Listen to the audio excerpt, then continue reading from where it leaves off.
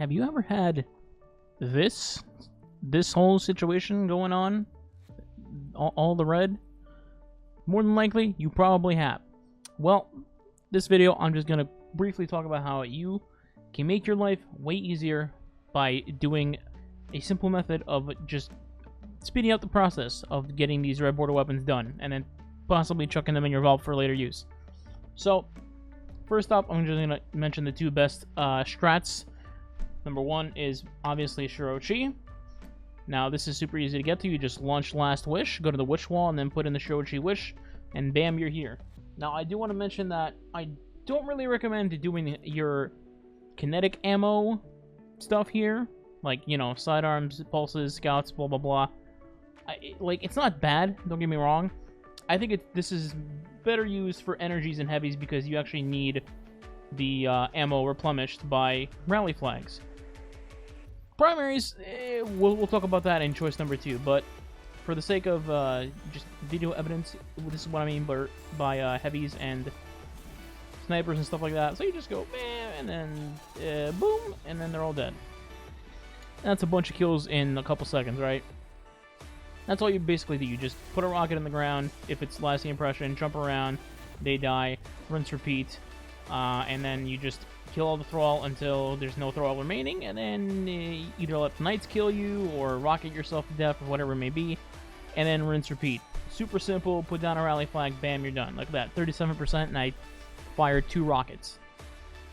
Now, the second method that I'm going to be talking about is... So the other method I recommend is doing the Grasp of Avarice dungeon beginning portion. The main reason simply is it's unlimited enemies. Literally unlimited enemies. No wipes required. Just Thrall and Acolytes spawning non-stop with the occasional 2 wizards. And you just go wailing on them with your primary ammo. You no need to, like I said, wipe the encounter. You have unlimited ammo. No rally flags involved, obviously. I just like this better because it's kind of like a non-stop motion as opposed to like, oh, I killed all the Thrall, now I gotta wipe to restart the instance kind of thing, you know? So once you get down the Wizard and a couple of Fallen, it's just gonna be you and Thrall and Acolytes at this point. Now, the best way to do this is to set up a trap like this. So now, basically, everything's gonna spawn in front of you, and you can tether, you can just shoot your gun, whatever you want to do. And they're basically trapped inside of there.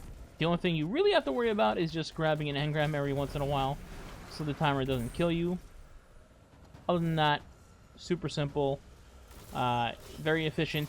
You know, it's at the beginning of the dungeon, so you just launch it in and bam, you're ready to go. And that's pretty much it. As you can see, it's working just fine. Also, just quick note, eventually 2 wizards will spawn above me. You should probably watch out for that if you're doing this, just FYI. Like this, and they're gone. So there you go. What was that, like 30 seconds or something? 21%. Not too bad. Alright. Finally, I wanted to just mention, I guess, not a much worse version, just a version that I don't think is as efficient, I should say. But I did want to mention it because not everybody may own Forsaken, or whatever is left of Forsaken pack, I think it's called now. Not everybody will own this dungeon, because I'm pretty sure it's still tied to the anniversary pack, which also costs money. So the other thing that I was talking about is Altars of Sorrows. Now, as far as I'm aware, and correct me if I'm wrong, patrolling on the moon does not cost you anything. You don't need to own the Shadowkeep DLC, or is it a Shadowkeep pack now too? You don't need to own anything or pay for anything. It's just patrolling the upper right side of the moon, which is Sorrow's Harbor. And as far as I know, the ritual that goes on here for the Altar Waves is a free public event. So, again, it doesn't cost you anything. And once it actually gets going, then there'll be lots and lots of waves of hive enemies. But as you can see right now, it's not going, and this is what I mean by it's not exactly as good as the other 2 strategies, because it takes some time to get going, and then, well, the waves get longer and longer, and I mean, like, it's not terrible. It's just not as good as the other options. So there you have it. Those are my kind of like 2.5 suggestions on how to quickly level your red border weapons for crafting, or even if you want to level your already crafted weapons to 16, 20, 30, whatever you may want to choose.